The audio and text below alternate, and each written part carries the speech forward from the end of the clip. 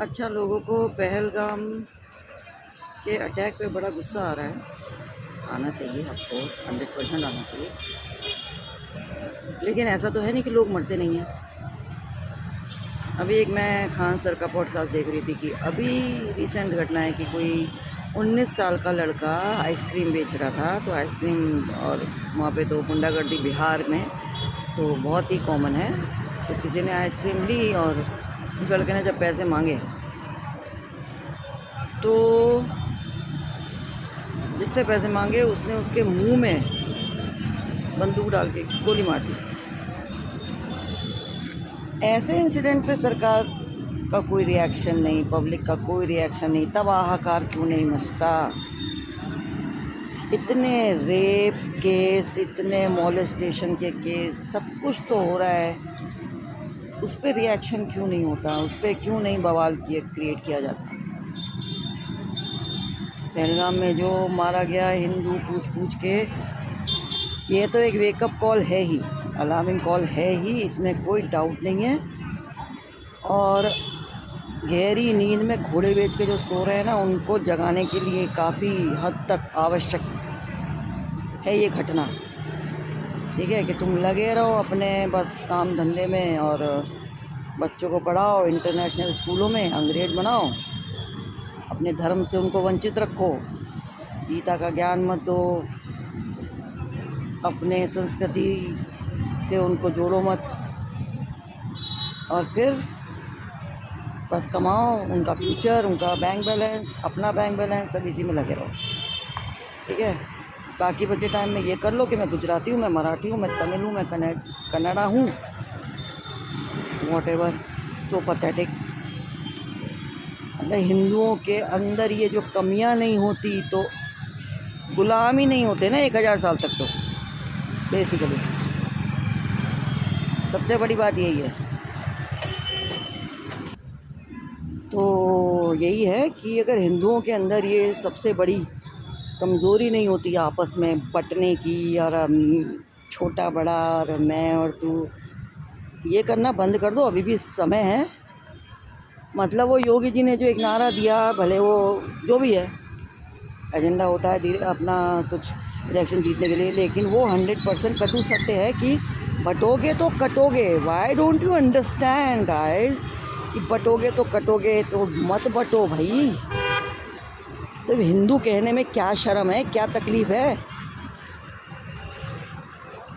क्या ही कौन सा प्राइड और कौन सा ईगो बूस्ट हो जाता है ये कहने में कि मैं राजपूत हूँ, मैं चौधरी हूँ, मैं मराठवाड़ा से हूँ और मैं गुजरात वाला, मैं वॉटेवर।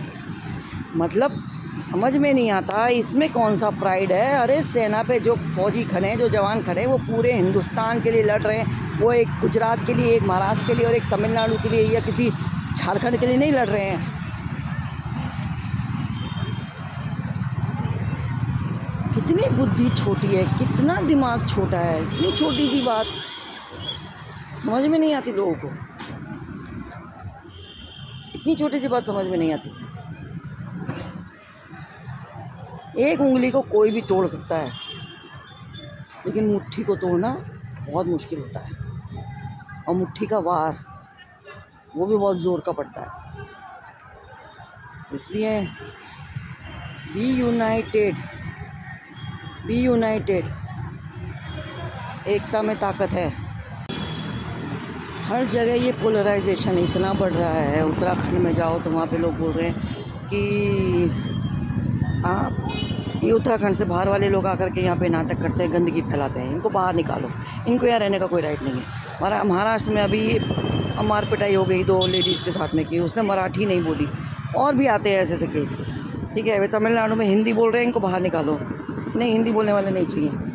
अरे पहले तो ये बात दिमाग में डालो, जो लोग ये करते हैं ना, जो इस मुद्दे को उठाते हैं और जो क्रिएट करते हैं इस रक्कस को, मराठी गुजराती और जात पात का, इनका अपना एजेंडा होता है। दिमाग में ये बिठा लो, ये सब अपने एजेंडे के तहत काम कर रहे हैं। इनको किसी को पब्लिक से कोई लेना देना नहीं है। इनके लिए एक जान या 1000 जान की कोई कीमत नहीं है। तुम मरो, तुम्हारा परिवार मर जाए, तुम्हारा खानदान ख़त्म हो जाए, उनको कोई लेना देना नहीं है। इस बात को जो समझ जाएगा ना, वो निकल जाएगा बाहर कि सब अपने स्वार्थ में, अपने एजेंडे में काम करते हैं। इनको तुमसे कोई लेना देना नहीं है। अपनी राजनीति चमकाते हैं, इनको ध्यान भटकाना है या जो भी इनका एजेंडा है, इनको आम पब्लिक से कोई लेना देना नहीं है। तुम्हारे फ़ायदे नुकसान से, तुम्हारी रोजी रोटी से कोई लेना देना नहीं है। लिख लो स्टैम्प पेपर पे, मत लड़ो आपस में। इनको फेल कर दो, इनके एजेंडे को फेल कर दो। ओके। जय बाबा की, जय सीताराम। और भगवान सबको सद्बुद्धि दे, सबको सद्बुद्धि दे ताकि सच दिखाई दे।